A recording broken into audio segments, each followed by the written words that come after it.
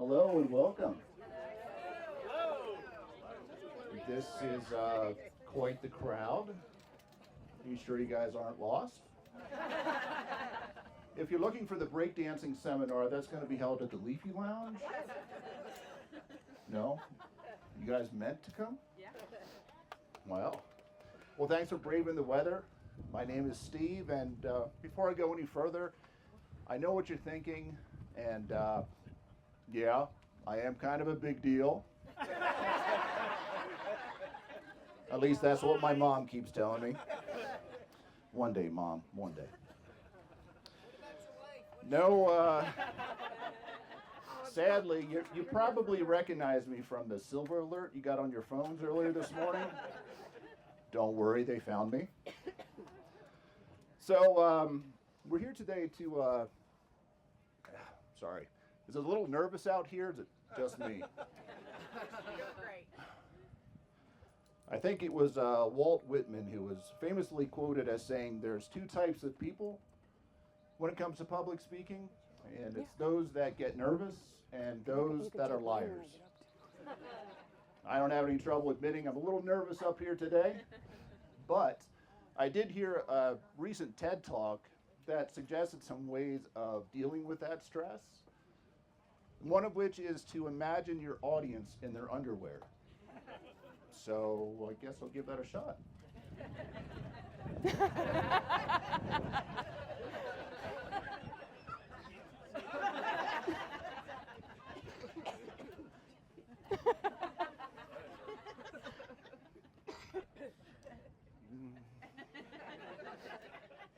All right, well, that helped a little bit, but kind of seems unfair, me up here seeing you all in your underwear and you out there seeing me fully clothed, so I have an idea.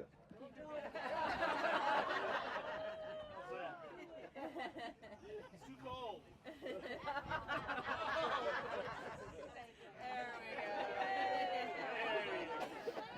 All right. Good way to keep warm. So, now we're even. All right, and yes, I do carry an extra pair of underwear in my pocket because at this age, you just never know. All right, so let's get serious for a moment. Well, at least as serious as one can get while wearing underwear on one's head. We're here today to talk about how to do van life on a budget. Here to help me do that is someone who doesn't need to wear underwear on her head to get your attention. That's my lovely wife, Audra.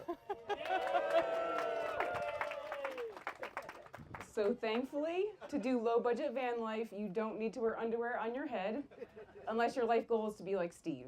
It does feel pretty warm. So you'll have to excuse the glasses, I'm getting old as well. Steve and I have always loved to travel, and to do that on a budget. We started out for years tent camping, and then we'd also do cruises when we could find a good deal. Then in 2018, we flew out to San Francisco, and we drove up the coast. I think we did that in about a week, but we had to have reservations every night, and it was pretty hurried, and we fell in love with the Pacific Northwest, and we knew we wanted to get back and not have to hurry.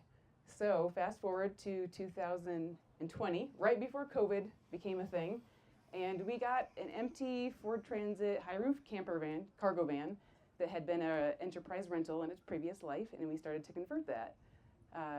We did it on what we consider as a low budget. We spent less than $8,000 to convert it. We spent about 2.5 years to do that. We would travel and work on converting it. We would dumpster dive. We would walk our neighborhood, and it was a perfect time because during COVID, people had nothing better to do than to go through their garage and throw stuff out. So most of our van was a lot of salvaged materials, and we just tried to get creative. Let's see, what else? We fell in love with it, and then in 2023, we actually decided to sell our van and go full-time. We travel with our cat, Lady Gray, who some of you have met. What else? I gotta look at my notes now. Getting old. I'm getting old. She owes a lot of people money. She does owe a lot of people money, so look out for Lady Gray. So we have spent every single night in our van until just recently. Steve had a family emergency. He had to fly to the Northeast. But other than that, we've been every night in the van. We do some mooch docking with family, but when we're there, we're in the van. I am self-employed, so that helps us afford being on the road. We also have always stuck with a budget, tried to live what we consider a lower budget, and we found that that was especially important being on the road. We still had our house and traveling, and then when we sold our house, it was a little less important, but it's just something that's kind of natural to us, so we always try to do that. Steve likes to say that now he's the trophy husband. What a trophy husband I have.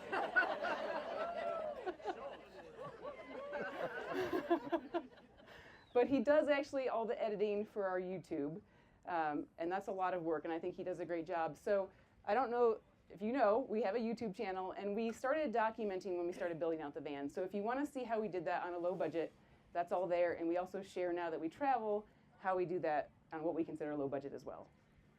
And what we love about van life is that it gives us the freedom and flexibility to do what we want when we want, and we think it's affordable. It can be affordable. So back to this guy. All right, so how do you do this whole van life thing without going into debt? We believe the key is to start with and stick to a budget. Something I've learned over the last 6 years of our van life experience is that nomadic lifestyle covers the gamut of life experiences, ages.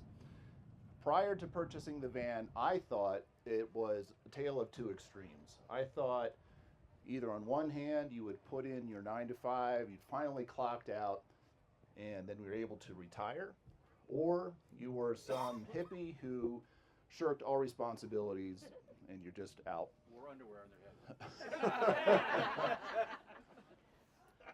head. The truth of the matter is it really covers the gamut, right? Sure, I've met the hippies, but I've met the young working professionals.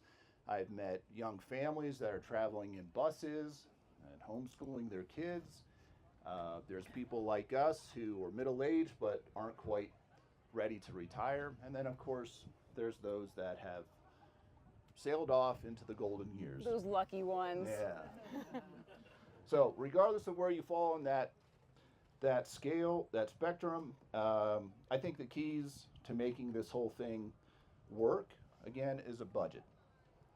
So, budgeting 101. What is a budget? Some of you may never have done a budget because you are scared. You think, oh, this is a complicated process that involves accountants and spreadsheets. But it's not unlike anything else in life where it's as easy or as hard as you want to make it. I'm a simple guy. I like to keep things simple. So really, all you need is to grab a piece of paper and a writing device. It could be one of those old-timey pens with feather at the end. It could be a gigantic pencil that you had in grade school. It could be a crayon, right? On this sheet of paper, you draw a line down the middle. On the one side, you put your income. On the other side, you put your expenses. So you list everything out, and then at the end of the month, you hope at a bare minimum, those two zero out, right? Ideally, your income will outweigh your expenses, which is great because then you could start saving for all the rainy day events that we're all going to face. Could be a medical emergency, it could be a mechanical problem in your van. So, or maybe you're net negative. And that means your expenses have outweighed your income. And that's the time where you have to do a gut check and see where you could maybe cut back. Maybe you don't need the Starbucks every day. Maybe you don't need the Netflix subscription. And you finally get your budget to balance out. You're going to wear that underwear all day? I tell you, it's hard to take him serious. Do you want him to wear the underwear? Go for it. It's warm. All right, so what does it mean to live within a budget? Everybody's different. Everybody has different comfort levels. Everybody has different priorities and values. We know that not everybody could do things or would want to do things how we do. I guess some people might consider us being a little extreme or crazy about some of the things we do. What we're comfortable might not be comfortable for somebody else. So, but if you need to or want to live more frugally and to save, you have to be able to set priorities and be willing, as he kind of mentioned, to give some things up. So we're going to talk about how we do that. And also, for us, we are willing to save so that we can do things that we feel like are a luxury. To us, that's traveling more, having more flexibility, not being encumbered by debt. That's always been really important to us, or the 9-to-5 job. So that's where we are. And we also love to have flexibility. We like to be able to save. We do like to splurge sometimes. Some people might not believe that, but we do splurge sometimes. We also like to support causes that are important to us, and it's really important for us to save for the future. So we also put value on experiences and doing a lot of free things. There are tons of things you can pay to do, and we do some of those, but there is a lot out there that you can do for free. So we look for that all the time. We are content with simplicity. We did a simple van build. One example is that we have a foot pump instead of a motor. Doesn't use as much water. We don't have hot water. There's things we give up, but we like the simplicity of things. We don't always have the best of things. And an example, I don't care about Auburn, but I found this at a thrift store and I liked orange. So there you go. Steve especially loves minimalism, and that's one of the things with Vanlife. I mean, we have some things in storage with family, but we got rid of a lot. And I would ask Steve, should we keep this? Should we keep this? Every time it was no. So we really do love the minimalism, and that simplifies your life a lot. Let's see. And then one of the biggest things that we have learned early on is about delayed gratification. And some people have a hard time with that, but for us it's kind of second nature. An example, some of you have probably heard this, we were at Mount Rushmore, and it was a really hot day, and we saw ice cream cones. We're like, oh, those look good. But they were like $8 a cone. So we waited till later. We went to Walmart. We got a whole container of ice cream. We got all kinds of toppings, and we had a little ice cream party. And we spent less for that than for one cone. So that's a big way that we save money. We also try to be creative, resourceful. Steve is he's better at that than me. We're both kind of creative, but he does the extremes. Do you have your sunglasses here? Oh, of course. Some of you have seen some of the sunglasses. You want to explain your sunglasses? Well, these are homemade prescription sunglasses. I took the lenses from old glasses and simply taped them into a pair of sunglasses that I think I either found or someone gave these to me. I can't remember. Yeah, Christina gave me those. All right, Yeah. It works. And yeah, we are very simple. Steve, if you look at his sneakers and his jeans, he's got some pretty good holes in these sneakers. But I will say, guys, I think about 2 weeks ago, he did get a new pair of sneakers. You just haven't seen them here because it's too dusty. And I might add, for those of you who think we are too cheap, that my benchmark for sneakers has always been $40, and I've been able to do that for nigh on a decade now, finding sneakers for no more than $40. And with this economy, of course, that's really tough to do, and I couldn't find any. Finally, was at a shoe depot.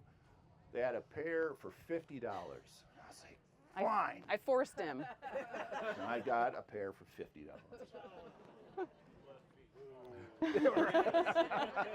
But I knew we They were were going on to hike. sale. Don't tell Steve that.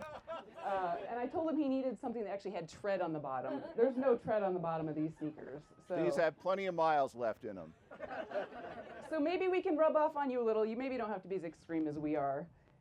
But to share some practical tips and insights for how we stay in a budget, we don't pay for overnight spots as a rule. Once in a while we do, but typically we don't pay. And that's a huge way to save when you're doing life on the road. And I know if you're starting out, that might be something that's a little overwhelming or intimidating, but we've been doing it now for 6 years, and it's been pretty easy. We don't eat out very much. We cook, and Steve actually loves cooking in the van, so that all works out.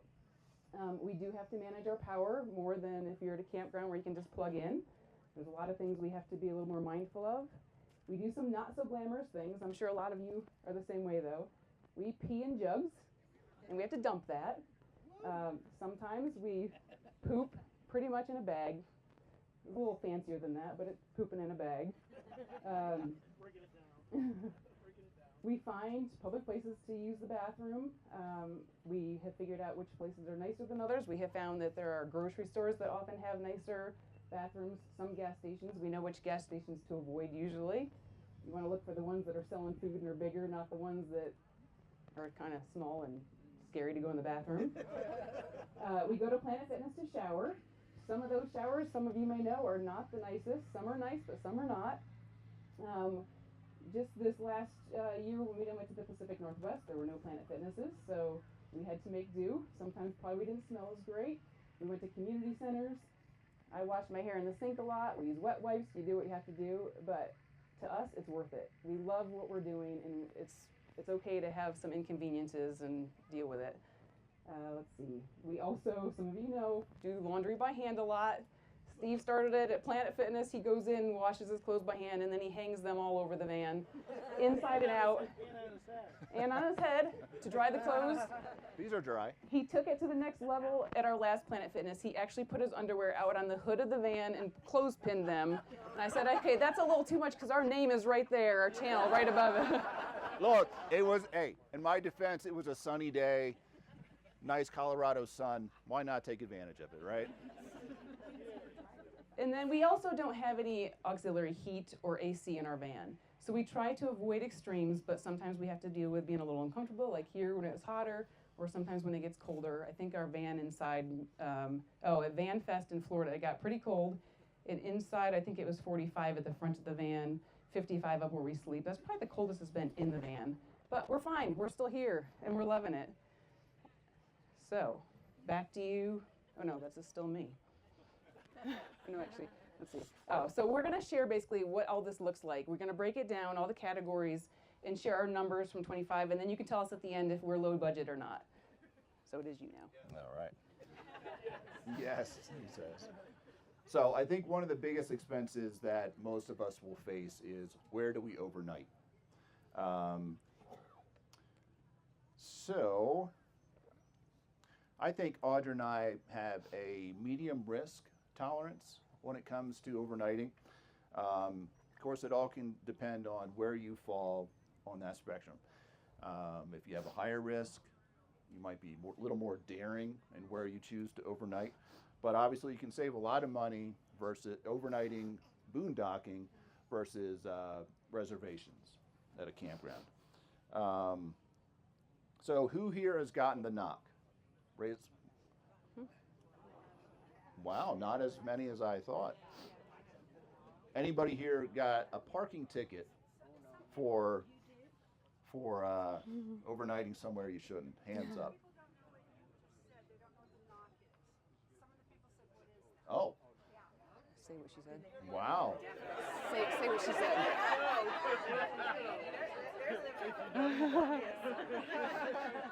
Okay. So the statement was there are some here that don't even know what the knock is. So the knock is when you go somewhere, you're boondocking, and usually Does everyone know what boondocking is? boondocking is parking somewhere Free. for free. Wherever. On the street, Walmarts. So off grid, that's probably the best way to say it. And then usually, in the most inconvenient time, you hear this, and hopefully it's just a police officer that is cool and is going to say, you can't be here, you got to move along. So that is getting the knock, right? And I'm surprised, how many here are full-time? Okay. How many here are part-time? Okay. Well, for you part-timers and van curious people here, your time's coming. Yeah. Audra and I got our knock at Lido Key in Florida. And it's a real tough place to park, and it was too good to be true. In hindsight, now we have 6 years under our belt, we should have known better, but I think it was about 1:30.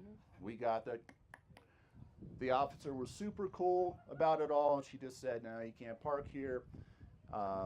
we said, is there a place we can go? She recommended the Cracker Barrel. That was a good 20-minute drive outside of the county. So it made for a rough night. And then getting the parking ticket is kind of the next level beyond the knock, which we have recently experienced in Santa Monica, California. And that's also a very tough place to park. So that was a $73 little love note that we got. But it's one of those things you have to take in stride, right? In 6 years of doing it, we've had 2 bad experiences. The $73 was tough pill to swallow, but if you think about the 1,000 nights that we have spent to this point, that $73 isn't a whole lot, right? Live and learn a little bit. Here, I can... So by choosing to do the free parking, we have had to get creative. There's great tools out there. We'll talk a little bit more about that. We've had to deal with certain things that are a pain. We've been near railroads where it's noisy. One Cracker Barrel, we were parked underneath a flagpole and it was banging against the metal of the flagpole night. We didn't realize what it was. So there's times you don't sleep the best. We've been near planes, at airports, foghorns by the ocean, truck stops that are noisy, bikes revving their engine. We started off this trip and we were in Jacksonville, bikers all over the place, early in the morning, revving their engines. It was really fun. Yeah. But again, it's a little bump in the road. You might be a little tired the next day, but we save money. We're able to do this more freely.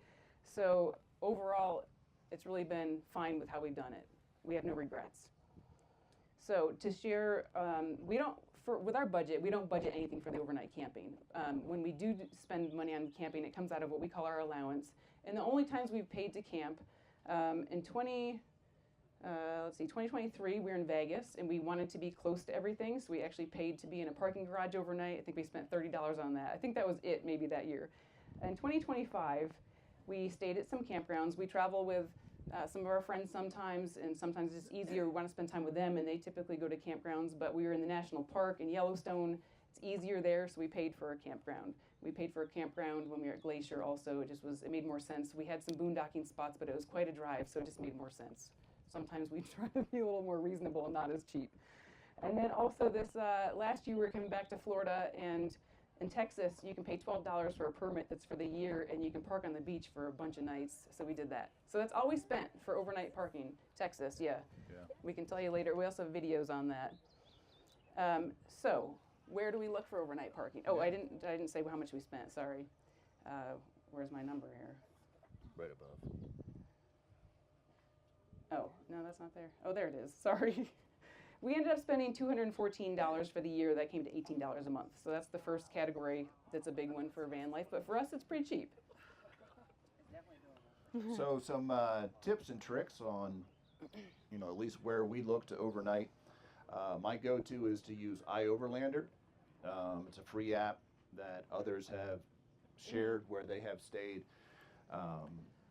I try to look for recent entries and the number of entries. If it's just one entry and that entry may be 2-3 years ago, I'm like, maybe, right? Cracker Barrels are a great place to overnight. Corporately, they allow it. Now, when it comes down to the individual store, it may get, a little dicey.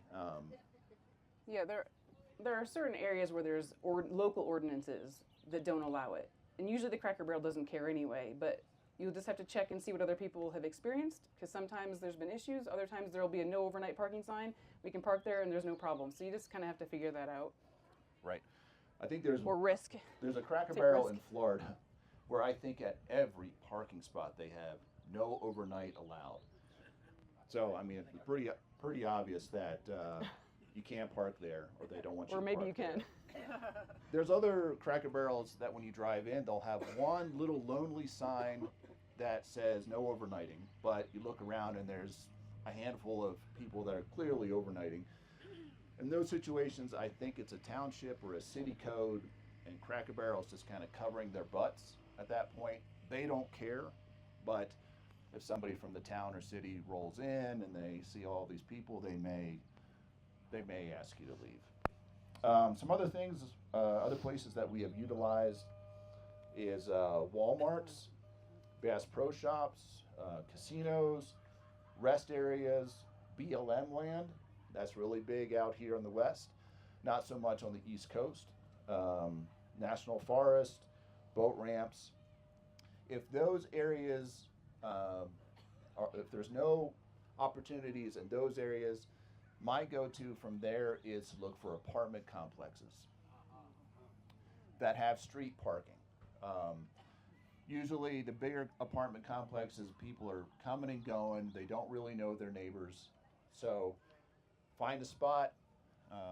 What we try to do is just roll in, as late as possible, go dark, try not to make a bunch of noise, go to bed, and then early in the morning, try to be on your way. We're just going to say that, yeah. Hospitals can be, she said hospital and churches can be a good one. Hospitals can be a little dicey because it can be loud, and some churches don't really like you to park there either for different reasons. But we've actually called churches before that have allowed us to park where it's been in an area, like in the Keys once, that they allowed us. But what Steve was saying is when you pull in, you want to make it look like you're not in there. That's the biggest thing. So they're going to know you're a camper van, probably that you're, that that's what you do. But if they can't tell you're not, that you're in there, then you're not going to have as much of an issue. Yeah, so we have friends that do utilize hotels. It's not something we have tried yet. I'm not sure what I think about that. Hospitals is an option. There is Harvest Host and Boondockers Welcome. We tried that one year. We actually had a free subscription, and we found that we just didn't wind up using it. There is a sidebar here. There is one idea that just came to mind, and that's with hospitals. They have a lot of open beds, right? You know where I'm going with this, right? So, right? Walk in like this. Why not get out, though? You get a free bed for the night. Or 72 hours free So the important thing, if you're doing it like us and you're looking for free places, you should look for local ordinances. We typically don't, but it is important because some local places, they don't allow it. There's a lot of places that they have a rule you can't even sleep in your van in the city or whatever. So it's best to try to at least be familiar with the area, check for the apps and input from other people. Trust your gut. If something doesn't feel like it's a good place to be for safety, or just you think, oh, we're sticking out here, we're going to get the knock, don't stay there. And what we have learned, have a plan A, have a plan B, and have a plan C if you can. But yeah, like we keep saying, we've been doing this. You kind of learn as you go to get a feel for where it makes sense. Steve has done a great job at finding those apartment complexes. That's really worked out well for us a lot of times when there's been no other option. So some of the apps and resources we use, and I know there's a lot more out there. I think there's even a guy here with an app, but I haven't seen him yet, that someone was talking about. We use iOverlander quite a bit, and we use the free version. We're cheap. It means we have to switch the state, but we each have it on our phone, so at least we can have 2 different states at the same time. I use Google Maps a lot. Sometimes that's helpful in an area. I put in free camping. Sometimes other stuff comes up as well, but we have found a lot of stuff that way. Can I say something? Yeah, with the Google Maps, use the aerial street view, the satellite view. That gives you a pretty good indication of, again, when you're looking for street parking in particular, that'll give you that overview, and you can see what the area is like. I also use boondockersbible.com. I've been using that more for dispersed camping. It's a little more clunky. It's a web. You have to go to the internet and look around, and it's a little more work. But also, our friend Bill told us about dispersed camping finder, which I just had downloaded. They've got some spots, and you get more if you pay for the free version or the paid version. Some others I know of, there's the freecampsites.net, the Dirt, there's Avenza Maps, Compendium, Seeker, there's U.S. Public Lands apps. So there's all kinds, and we actually have a document. If you want to come scan, we have a QR code on our phone. You can come scan. We've made a list of some of these things. So there are a lot of resources out there. The next category after the overnight thing, which can be one of the biggest expenses, is fuel, which is really fun right now. It's a big deal in today's economy when the prices have been higher. But we have a few tips that we can share, and also just to give you our number, we budgeted last year $450 a month. Where's he going? And what we actually spent was $349 a month. So in 2025, we did a loop around the country, started in Florida, did a big loop. We did and then a little backtracking later. We did a little over 20,000 miles. But what we try to do is plan efficiently. When I'm the planner, I look at the map, and everywhere we go, I try to make sure what we're doing, we're not backtracking. Every little thing, even Steve, he'll be like, oh, this place is 15 minutes that way. I'm like, well, that's the wrong direction. We have to go that way. But seriously, it makes a big difference if you can do it efficiently when you map out your route. The other thing, Bill over here, every state park has Chasing 70 Degrees. It's a web app. I think he's working on some other things maybe with that. But I use that when I'm planning a trip because you can put in the temperatures you're comfortable with, and it'll show you around the country at certain times, any time of the year, what the temperatures are. So I use that to figure out if the plan that we have is going to make sense, and I change it accordingly based on that. So that's been a really great tool for planning, because you don't want to get somewhere and realize, whoa, this is way too hot. I have to go way back here and change the whole plan. So again, all about efficiency. Also, we try not to drive more than a few hours a day. It's pretty common for us not to drive more than 1 hour a day. Sometimes we drive an hour in the morning and then like an hour in the evening. But we try really to do that so we're enjoying where we're going, not driving a lot, and then it averages out that it's less per month. So that's one of the biggest things that we do. Another key budget-wise, as far as fuel is concerned, is to drive safely, right? We try very hard to keep the van at 65 miles per hour, and of course that's better on the fuel economy. And also it's better, just safety, right? One of the biggest things that can crush anybody's budget is getting into an accident or getting a speeding ticket. It's also huge when your van is your house. You don't want to have an accident. That could change everything. So we also try to stay, I guess this is obvious, is if we're not driving more than an hour or two, we try to stay in the same region for a while. We try to take our time, and so it all averages out to a lower number per month. We also, in the winter, do a lot of, actually several places. We do a lot of mooch docking too, but that's not the majority of our time, except for when we're in Florida. We do a lot of mooch docking, which is parking in someone's driveway and hanging out there. So we do that a lot with his family, and we don't sleep in their house. We sleep in our van, but we do stay in their driveway. One way that we save on gas, Steve uses Upside. We also have a code for that that you can save, and then we save if you use the app. But he can look up different gas stations, save a little bit, and it adds up. Mm-hmm. Also, our friend Prius Brent Goldie uses Loves. He has the Loves app. He also uses AAA and Upside, and he can save like 3 times with that. So that's something to check out if you're interested.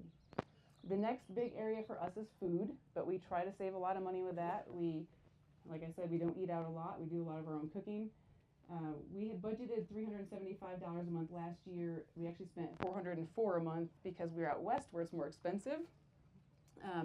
We love Aldi. They don't pay us, but we save a lot of money at Aldi. We love Aldi. So it's very sad for us. When we were in Kansas, we stocked our van up at the last Aldi because we're not going to be at one for a long time. So there's ways to, and we feel like it's good quality. So I think it's important to find places that are cheaper if you. That's not so cheap. Sorry. Some things. That's a sore subject with Steve does not like Trader Joe's. Sorry, guys. They do have some good food, though. But if you're all about saving money, we feel like Aldi is the place. There are some other places. When we were out west, we found Grocery Outlet. You can stock up on. You have to look at the expiration date, but sometimes those expiration dates don't mean anything. What's a little mold, right? Right. Scrape it off the cheese. Just scrape it. But seriously, we find a lot of great deals, and so we've saved. Oh, that's she asked about Lidl's. We've been to one of those. I don't think it's as good as Aldi with the prices, but you think? I'm gonna have to check that out then. So Lidl's. Them's is fighting words. But we don't see those as much. We did see them for the first time in the Northeast. All right, well, we're gonna check out Lidl. That's Lidl. Lidl. Winco out west. All right, so that's good to know. Whoa. She said Aldi's coming to Colorado. Yes. Will they be here in the next 3 months while we're here? And then just a few other random things. Like we have found rotisserie chickens, because it's a pain to cook raw meat in the van. We don't. That's something we spend a little more because we don't cook raw meat in the van anymore. We buy prepared meat. It's not as good for you. It's a little more expensive.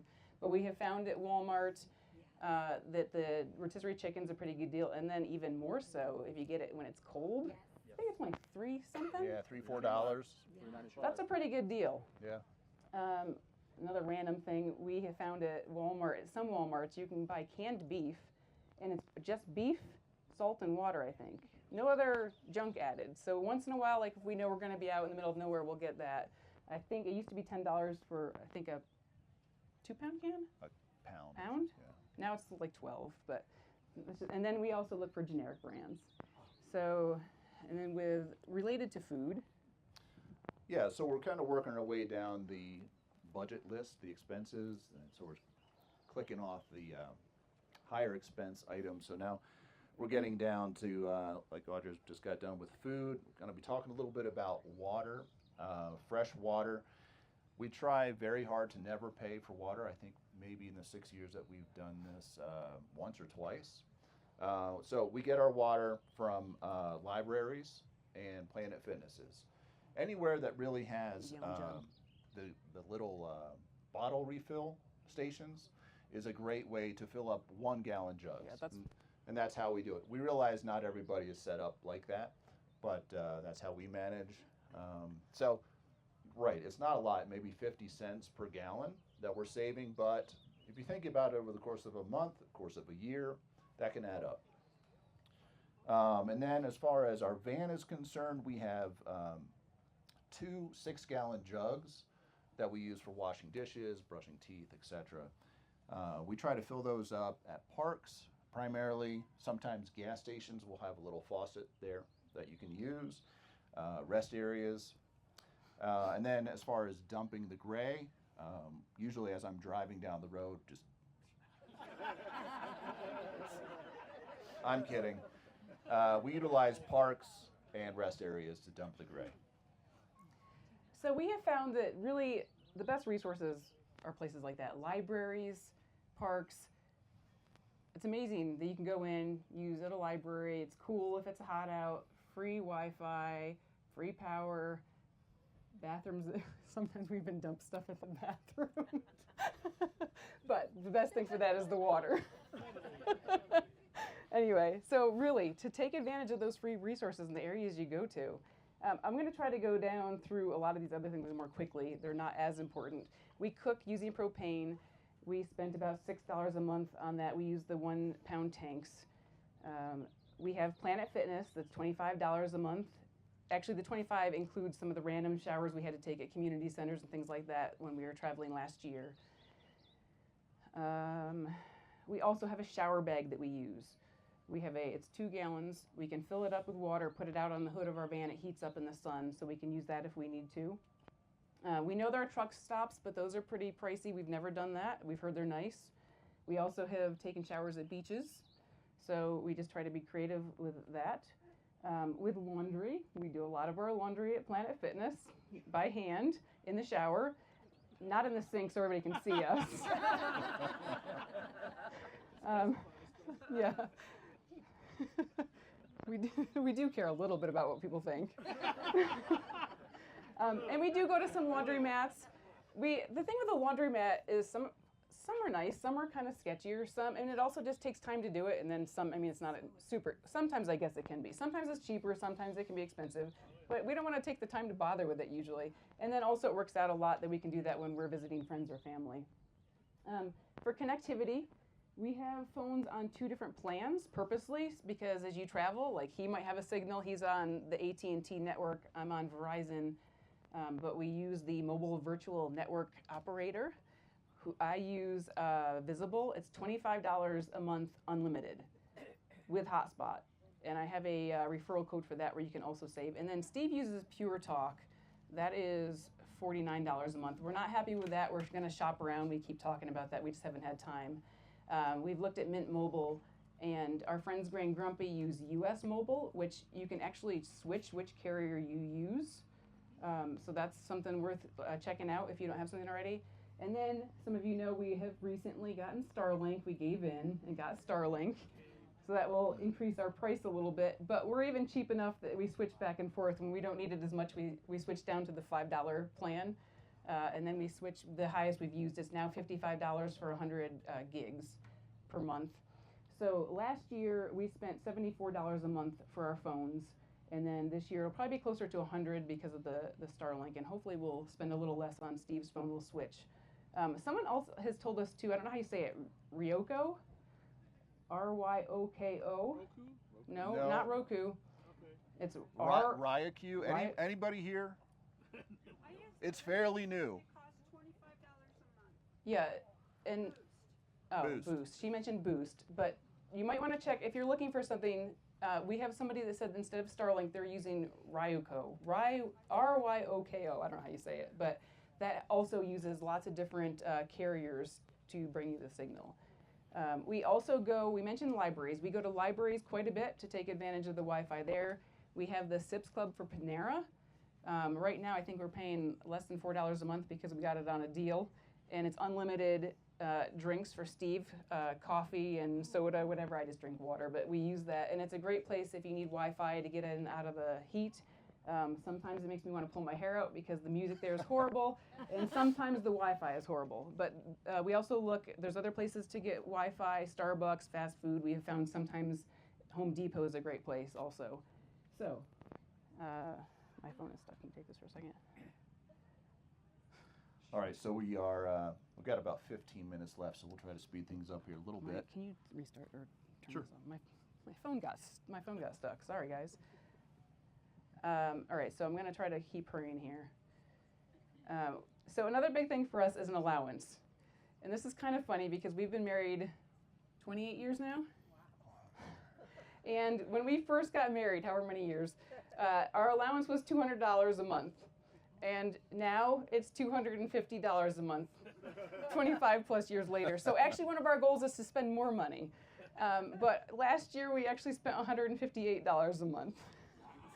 So, examples, he's got Peacock, we eat out, but ways we save, we go to the thrift store to get our clothes. Other things we do spend money on that we think are worth it are state park annual passes, the America the Beautiful. I do a botanical garden thing with the American Horticultural Society that's like $65 for a family for the year, and you can get in across the country for free, like over 300 gardens. So there's lots of things you can do to save money that allow you to have fun, just, depending on what your interest is. That's with the American Horticultural Society. You can join a local garden that's part of it, or just directly with them, and then you can save a ton of money. It paid for itself the first couple of gardens we went to. Absolutely. So, sorry, I don't want to take too much time here on all this. We also have a zoo pass like that. Yeah, zoo passes, there's I think museum there's passes. Museums, yeah. Yeah. So, there's all kinds of things. Of things you can do to save money and not do it the expensive way. And if you have questions, you can see us after. We're happy to share more things. For auto insurance, whatever, we paid $162 a month. We do AAA, $14 a month. Van maintenance, we budgeted $210 a month and spent $46. Steve changes our oil. That's a big way to save. We had to have brakes and tire rotation done, things like that. So that wasn't too bad for the year. We also budget for unforeseen things. We budget $150 a month. Last year was $30 a month. Things that we needed, like the Starlink, things for the van. We have medical insurance. We pay too much for that, but we think it's not worth skimping because you never know what's going to happen. We actually pay $683 a month. That's a big one. Who's that through? What's that? The medical insurance, who's that through? We have medical through MediShare. It's actually a medical sharing thing. It's not quite regular insurance. We're going to look around for that. So far, we've been happy, but it's expensive. We also budget for unforeseen medical things. At our age, we need to do that. We had expenses last year, so that can add up. So our monthly total for 2025 was $2,220. So you guys can tell us if that's good or not. Per month. Per month. That's good. That doesn't include some of our business expenses, taxes, or like I bought a camera last year, but that's a business expense, so that's not in our regular expenses. So how about just go to the We're down? down to the one phone here, so Where's mine? it's right here in my pocket. Our Florida. residency is in Florida. All right, so unfortunately we're down to one phone here. Checking our notes. So Skip the balance. yeah, it's all about balance, right? At the end of the day, and it's going to be different for different people. But back to my earlier note, once you set up your budget, you figure out all your income, your streams of income, and then you make adjustments on the expense side. Or maybe you go find a side gig to earn a little bit more money. And the best way to do a budget, I believe, is discipline. It's actually doing it, right? It's easier said than done. How many people have been on diets here? Right? It's tough to keep. You look. I'll give you the side profile. I'm struggling with it too, so I lack the discipline at times. I think you can lack the discipline in a budget as well. So it's all about keeping yourself focused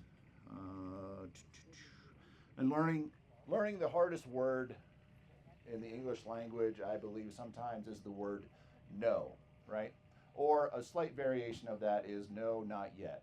Meaning, you're doing this whole van life nomadic thing and all your friends are going to do something fun and exciting, but you know it's not in your budget for that month.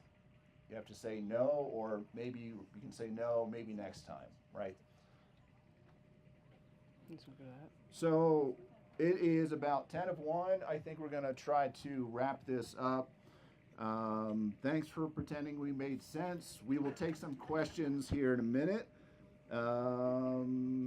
There is another workshop coming up right after us, women who camp solo. So stick around for that. We'll be here afterwards. If you want to come up, say hi.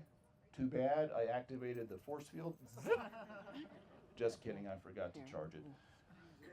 No, so come on up, say hi.